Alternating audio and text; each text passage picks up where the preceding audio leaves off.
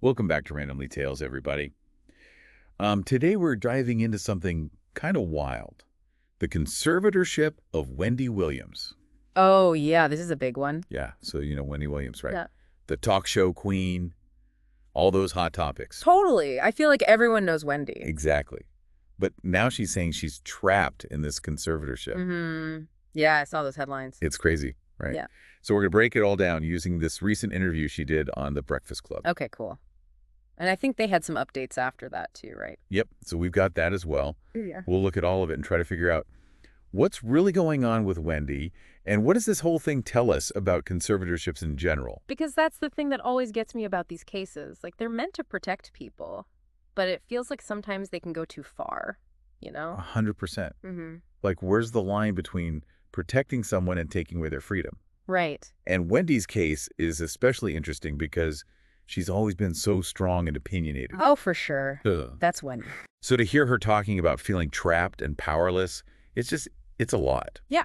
So let's hear what she had to say. Okay, so in the Breakfast Club interview, she's very open about how restricted her life is. She calls her living situation a luxury prison. Wow. Yeah, she talks about how she can't even choose her own TV channels or like what kind of water she drinks. It's a far cry from the Wendy we all know from TV. I can imagine. It's all about control, right? It seems like it. She says her guardian controls her phone, her finances, even stuff about her cats. Like, who makes those decisions? And she mentioned something really sad, too, about not being able to see her dying mother. Yeah, that's heartbreaking.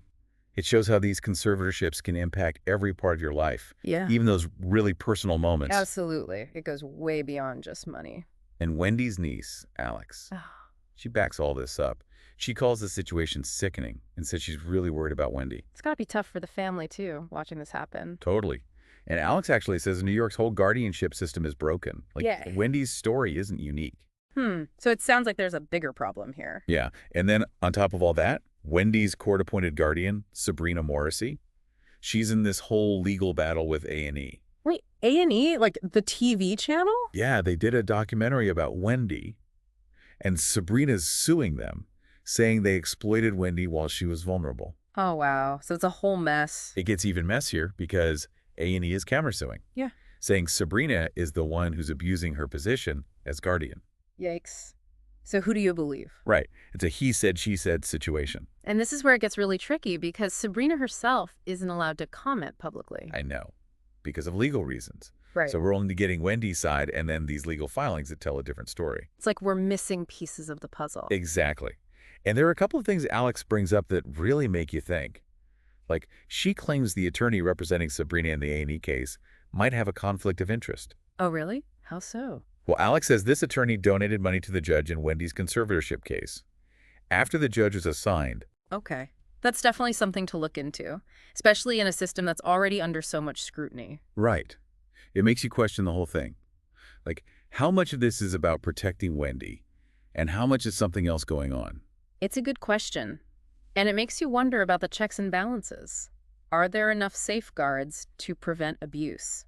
Yeah, that's the big question. Yeah. And this is just part one of our deep dives. We're going to unpack all this and more in the next part. Looking forward to it. This is already so interesting. It's definitely a story you can't look away from. No kidding. I'm hooked. Me too. And I have a feeling this is just the tip of the iceberg. I bet. So what's next? In part two, we'll hear what Sabrina's lawyer has to say, and we'll start to explore some of the bigger issues around conservatorships. Sounds good. I'm ready. Okay, let's dive back in. Okay, so remember how Wendy was saying she's totally fine and capable of making her own decisions? Yeah, definitely. Yeah. That was a big part of her interview. Well, the day after it aired, the Breakfast Club hosts got an update from someone on the other side. Oh, really? Like from Sabrina the Guardian? Not exactly. It was from Roberta Kaplan, the attorney Sabrina hired for the lawsuit against A&E. Oh, right. So she's the one who's arguing that A&E exploited Wendy? Yep, that's her. But it puts her in a kind of weird position, right? Because now she has to say Wendy wasn't capable of consenting to the documentary? While also saying she's fine enough to not need a conservatorship. Exactly. And the Breakfast Club hosts actually called her out on that. But basically, Roberta Kaplan told TMZ that people shouldn't be fooled by how well Wendy sounded on the show. Interesting. So what's her argument? She claims Wendy still has dementia. Oh, wow. And she basically said, yeah, Wendy might have had a good day during the interview, but that doesn't mean she's capable of making big decisions for herself. So they're saying the conservatorship is still necessary because a judge decided she needs this level of care based on a health evaluation. Right, and that's their whole defense. Uh, Like, they're following the court's orders. But it does feel a little like they're trying to have it both ways, doesn't it? It definitely raises some questions. And it's important to remember, Roberta Kaplan isn't actually Wendy's personal lawyer. She only represents Sabrina in the A&E case. So we had this lawyer representing the Guardian making claims about Wendy's mental health. But we don't hear from Wendy's own lawyer. And Sabrina herself can't even comment. Yeah, it's all very hush-hush, which is one of the big problems with these cases. Totally. Like, it Yeah. feels like we're only getting part of the story. Exactly. Family members are often left out, and the person under guardianship might not even be able to speak for themselves. And then you add in these legal restrictions where people can't talk freely. And it just gets more and more concerning. It definitely makes you wonder what's really going on behind closed doors. Right. And remember, Alex, Wendy's niece, she's been pushing for a new health evaluation for Wendy as independent. Oh, yeah. She doesn't think the first one was fair. Exactly. She thinks Wendy is being painted as way more incapable than she actually is. Which is scary if it's true, because then it's like someone's taking advantage of her. And remember, Alex said that over 28,000 people are under guardianship in New York. Wow, that's a lot of people. It is. And it makes you think about the system as a whole. Like, how do we know everyone is getting the care they need? And that there's no funny business going on. Especially when you consider the potential for conflicts of interest. Remember the Breakfast Club brought up how the judge in Wendy's case was investigated for allegedly taking bribes from guardianship lawyers? Oh, yeah, I forgot about that. That's not a good look. Definitely not. It just adds another layer of suspicion to the whole thing. And it makes you question the entire system. Like, are there even enough safeguards in place? Right, because the goal should be to protect people, not to take advantage of them. Absolutely. So we got Wendy's story, and then this whole legal battle. And now we're starting to see the bigger picture. Yeah. It's like each piece of information we get just raises more questions. Totally. It's like peeling back the layers of an onion. And I bet there are even more layers we haven't even uncovered yet. Oh, I'm sure of it. This is just the beginning. You know, we've talked about the legal stuff and the bigger picture of conservatorships, Yeah. but I think it's time to really focus on Wendy herself. Yeah, like what led her to this point? Right, because Wendy Williams is not your typical celebrity. No kidding. She's one of a kind. Exactly. So to really understand this whole situation, I think we need to understand Wendy's journey. I'm with you. So let's go back to the beginning. How did she even get started? Well, before she was the queen of daytime TV, she was actually a radio DJ.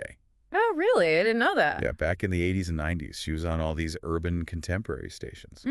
So she was already making a name for herself back then. Oh, totally. And that radio background is really important because it shaped her whole style. Also. Well, think about it. Radio's all about your voice, your personality. You have to connect with listeners on a personal level. And Wendy definitely has that personality, that's for sure. Exactly. She was known for being unfiltered, Yeah. giving her opinions, talking all that juicy gossip. Like those Hot Topic segments. Exactly. That's where it all started. She was afraid to say what she thought, even if it was controversial. And that's what made her so popular. It's that say it like it is attitude. You know, people loved her for it. But it probably also made her some enemies along the way. Oh, for sure. Yeah. But that same boldness is what made her a star on TV, too, when she launched The Wendy Williams Show. Yeah, that was a huge hit. It ran for 13 seasons, and she became a household name. But that kind of outspokenness can also make you a target. Especially in Hollywood, where everyone's trying to climb to the top. Right. And as Wendy's personal life started to get messy, the divorce, the health issues, the addiction struggles, it all happened in the public eye. Oof, that's got to be rough. Yeah. And when you're already in a vulnerable place, that constant scrutiny can really take a toll. So it makes you wonder, how much of Wendy's current situation is because of her own choices? And how much is due to the pressure cooker of fame? That's the million-dollar question. Like, Is she really incapable of making decisions? Or is this a case of her being silenced because she's always spoken her mind? It's hard to say for sure from the outside, but when you look at other conservatorship cases, it does make you wonder. Especially those involving celebrities, like Britney Spears. It's almost like there's a pattern. Definitely. And even if a conservatorship was necessary at first, the fact that Wendy's now speaking out so forcefully suggests something needs to change. Right. It's like her history of being outspoken is now being used against her. Which is kind of ironic when you think about it. Totally. It just goes to show how quickly someone can go from being celebrated for their boldness Yeah. to being labeled as difficult or out of control. And how those labels can be used to justify taking away their power. It's scary. And it raises questions about what care really means. Like, is it about protecting someone from themselves, even if it means silencing them? Or is it about giving them support while still respecting their right to make their own choices? Even if those choices aren't what everyone else thinks is best. Exactly. It's a tricky balance. And Wendy's made it clear. She wants to move to Miami, start a podcast, basically rebuild her life on her own terms. It sounds like she's got a plan. But do you think she can pull it off? I don't know. A podcast could be great for her. It would give her a platform to speak her mind and connect with fans. But it would also require a lot of discipline. Yeah, especially given her past. She'd have to be careful about what she says, but also stay true to herself. It wouldn't be easy. Definitely. But regardless of what happens next, Wendy's story is a reminder that fame and fortune don't protect you from vulnerability. Absolutely. Yeah. And that even the most successful people can find themselves in situations where they need help. And it's a reminder that the systems that are supposed to protect us can sometimes be the very things that hold us back. Wow. So we've covered a lot today, Wendy's story. The legal battles, the whole system of conservatorships. Yeah. What's the one thing you hope listeners take away from all this? I think it's the importance of autonomy. Never take your freedom for granted. Be informed, ask questions, and be willing to speak up for yourself and others. Because even the most outspoken people can have their voices silenced. It happens more than you think. So true. So if you found this deep dive into Wendy's world as fascinating as we did, let us know in the comments. We want to hear your thoughts, your questions, and maybe even your own experiences with systems that are supposed to protect but can sometimes do more harm than good. And of course, don't forget to like, subscribe, and hit that notification bell so you don't miss our next deep dive. Until then, stay curious, stay informed, and most importantly, stay empowered.